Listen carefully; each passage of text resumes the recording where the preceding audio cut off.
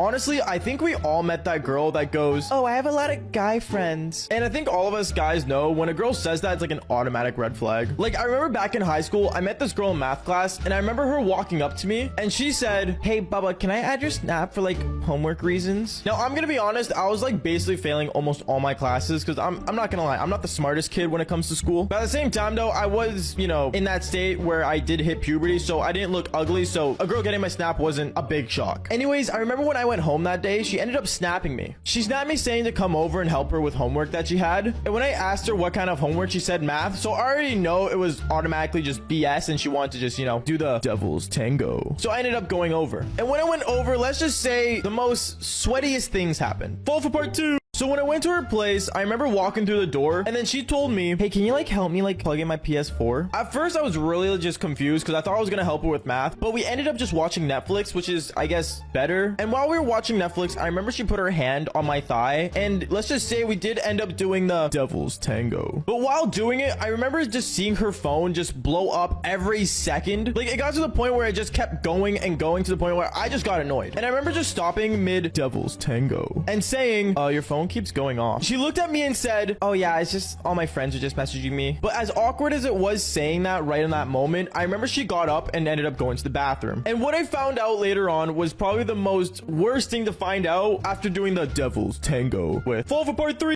When this girl went to the bathroom, I remember literally looking at her phone and she left her phone wide open. I don't know why, but let's just say she was on her home screen when she went to the bathroom. And I remember picking up her phone, and usually I'm not snoopy when it comes to girls, but this girl's phone like was going off. And when I opened her phone, I went on Snapchat to see who was messaging her. And it ended up being like 50 guys that just kept snapping her photos. And I remember opening one of them, and let's just say I saw a literal guy's eggplant just on her phone. And I remember as she was coming back from the bathroom, I literally heard the door open and I chucked her phone on the table. When she came in, I remember she wanted to go for round 2, but I instantly just got up and said, hey, yeah, listen, I'm not like really in the mood anymore. And I remember getting up and actually leaving that house. To this day, she still messages me of what happened, but I'm gonna be honest, I kind of just forget about it because I think any guy would agree when a girl has a lot of guy friends, let's just say they're more than just guy friends in their own head. I don't know. Anyways, fall for more embarrassing stories.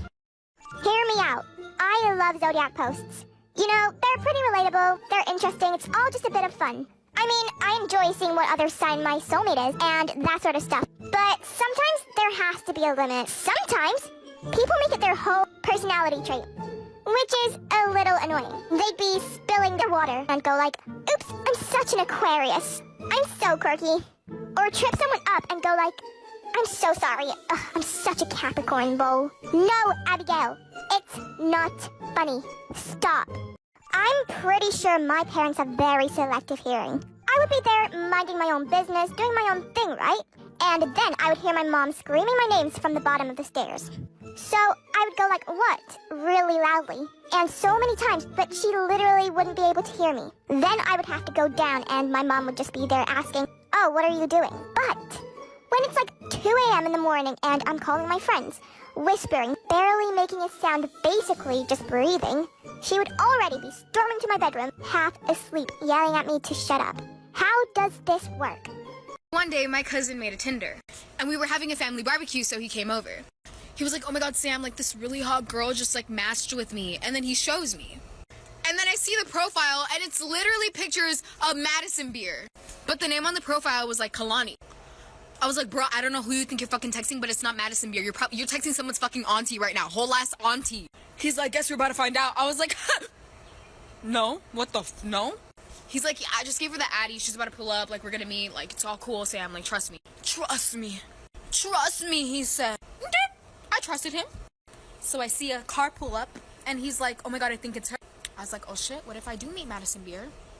The door freaking opens. And this old lady pops up. I look at my cousin, and I'm like, go! Go hug her! Go! You were so excited. It's Kalani. The one and only. Come on. Story time about how I set up my boyfriend to cheat on me so that I could break up with him. Disclaimer, this is not my story time. It was sent to me on Instagram. I'm at the airport, so I'm sorry if it's noisy. My boyfriend and I have been together for way too long. When our relationship first started, I was constantly chasing him. He never wanted a relationship and basically didn't want to commit to me. So basically, he was trying to be an F-boy while he was with me. And of course, I let him do whatever he wanted because I was too afraid to lose him. I didn't want to be that annoying, nagging girlfriend, so I just never said anything to him. Fast forward 5 years. I've had a huge glow up since we started dating. I lost weight, I got super fit at the gym, like I have abs now. I opened up my own nail salon, and I even got myself a car and a house. Well, let's just say that he stayed the same. In fact, he has no ambitions to getting a better job or anything, and it really annoys me. He started talking about getting married, and I was like, hell nah. But I don't know how to tell him that I don't want to be with him anymore. I mean, I love him, but I just don't want to be with him anymore. And because I'm too much of a coward to actually break up with him, I set him up to cheat on me. I found this girl on Instagram, and I told her to DM my boyfriend. He DM'd her back. Part 2 is up. Part 2 of how I got my boyfriend to cheat on me so that I could break up with him. So I got this girl on Instagram to DM him, and this girl was totally his type. Basically, she looked like me but with blonde hair. So she sent him a little DM. He wasted no time and he got back to her. That same day, they set up a freaking date. So I told this girl that all she had to do was go out with him, like meet him at a restaurant, but that was it. Little did I know that she had a crush on him. And it makes sense now thinking about it because my friend recommended her, and my friend afterward told me that she actually had a crush on him. A few days later, she sends me a picture of him sleeping in her bed without a shirt on, and she basically tells me everything that happened. So now I have all this proof. But guess what? I actually got really pissed. It broke my heart because I didn't expect him to do that. And he was totally avoiding all my calls and messages. He finally came over to my house, and that's when I showed him all of the receipts, all the pictures and messages between him and the girl. That's when he told me that she drugged him and forced him into doing it. Of course, I knew that wasn't true. Then he pulls out a ring and asked me to marry him. That's when he got on his knees and started begging. Part 3 is up.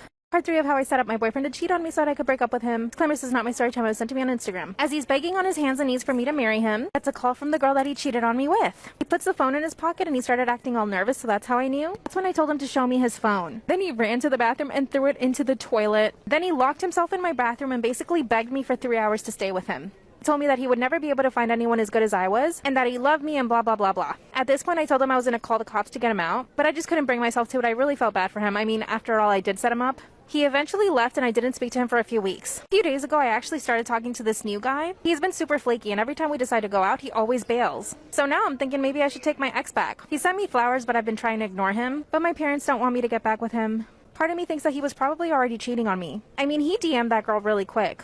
I honestly don't know what to do, and I'm even starting to feel guilty about what I did. At the same time, he totally shouldn't have cheated. What do you guys think I should do? Not all men, but you'd still look under her skirt if you had the chance. Not all men, but she's so afraid that when she walks to her car, she puts keys in her hands. And not all men, but you don't understand the pain that she's gained because of the way that you touched her without her consent. And not all men, but now it's 99% of women. What do they have to do to gain your respect, the neglect from the world so disrespectful, and yet you still have the audacity to say it's not all men? But they've been raped, shaped in places and situations in which they have to fight for the right to not be sexually abused, and it's true. These words that I write and say to you in honor of those who have to keep quiet because what they are isn't good enough for you. There's nudes, they're being groomed, there's pictures of dudes' dicks, and it makes me sick that it's not all men but 99% of women, and it just now clicked to me that in a race that's put in your face you don't want to take place, but you'd still be in first and you'd still win. Because it's not all men, it's 99% of women. It's 99% of women. Unbelievable. He comes closer to me and grabs my thighs and asks, "May I give you a kiss, miss?" I obviously said yes, and we were making out for like 10 minutes and he asks if we wanted to take it to room. I said yes. We did the deed and it was already late ASF and I was getting sleepy, so I fell asleep in his bed by accident. When the girl woke up she didn't see me there, so she went to her brother's room to see if he could help look for me. And I was laying there next to him with only a bra and undies and he was shirtless, so she throws a book to wake us up and slaps her brother. I left and then I started dating her brother. He was super sweet but he never had time for me, but I didn't really care. Now I am the most popular girl in school, and whenever she tries to threaten me by telling everyone I did the deed with her brother, I just say a simple "do it, I dare you. I will make your life a living hell." Once there was a girl named Jenny. She was like all the other girls except for one thing. She always wore a green ribbon around her neck. There was a boy named Alfred in her class. Alfred liked Jenny and Jenny liked Alfred. One day he asked her, "Why do you wear that ribbon all the time?" "I cannot tell you," said Jenny.